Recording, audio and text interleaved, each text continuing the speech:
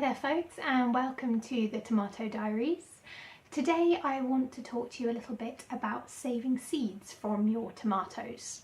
So first of all, before you even think about doing it, go back and check out your seed packets. Basically you're looking for something on the packet. If it says F1, this means it's an F1 hybrid, and it could be a waste of your time saving seeds from these. The reason being that the seeds from these won't actually be viable. They've been bred to not be able to produce the same type of tomato if you save the seeds from them. Sounds really unfair, doesn't it? So I try and avoid these types of tomatoes, but unfortunately there's quite a few of them in the garden centres. So what I tend to do is look for heritage varieties and see what I can get online.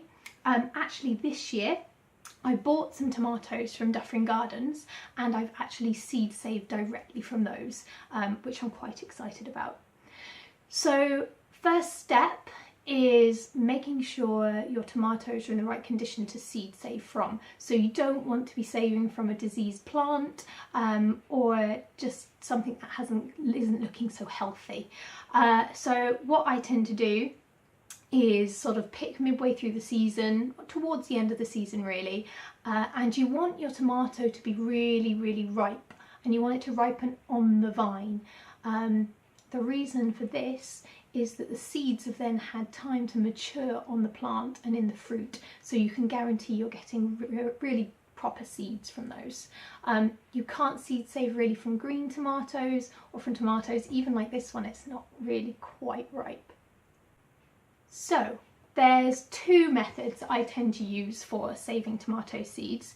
They're both pretty simple. One of them is much easier than the other, but they both tend to have the same success rate. So try them both out, whatever you fancy. The first one is the kitchen roll method, which some of you may have tried before. It's as simple as cutting your tomato in half and squishing it out onto a piece of kitchen roll and then just letting that dry. Those seeds are going to be absolutely fine to use. When it comes to sow your seeds, you can just cut out around the individual seeds, or if you want to, you can just chuck that into a seed tray, cover it with compost and see what happens. That's been successful for me in the past. So the second method is fermentation.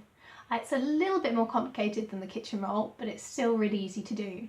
So you want to take your ripe tomato, cut it in half again, and you're going to take a little cup or just saucer with some water in and just squeeze it directly into the water.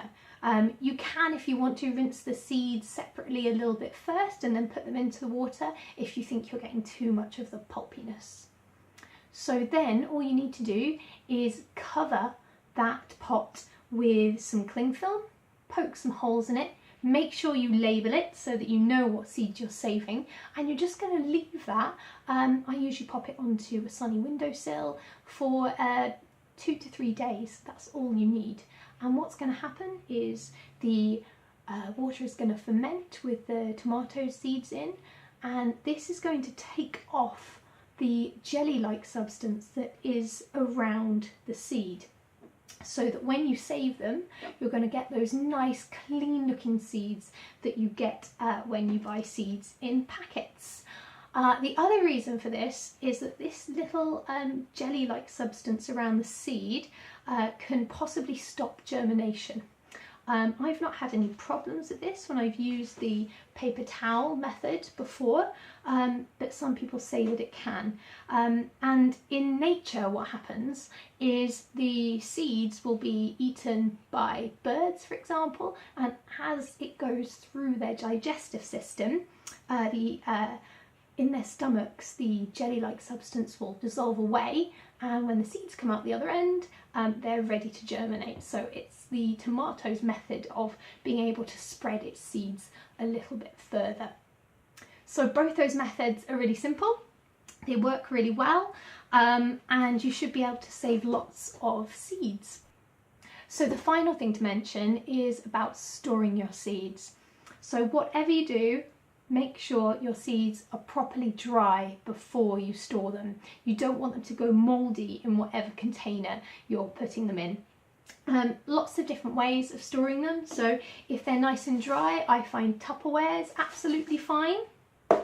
Same thing as well, the little plastic baggies work fine.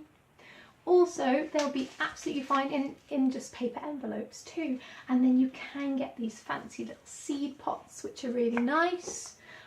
Or if you want to make your own, you can just use a little origami method with just newspaper or magazine pages. That works really well too. So make sure that your seeds are then stored in a cool, dark place. I actually keep mine in a container in my shed, and that seems to be absolutely fine.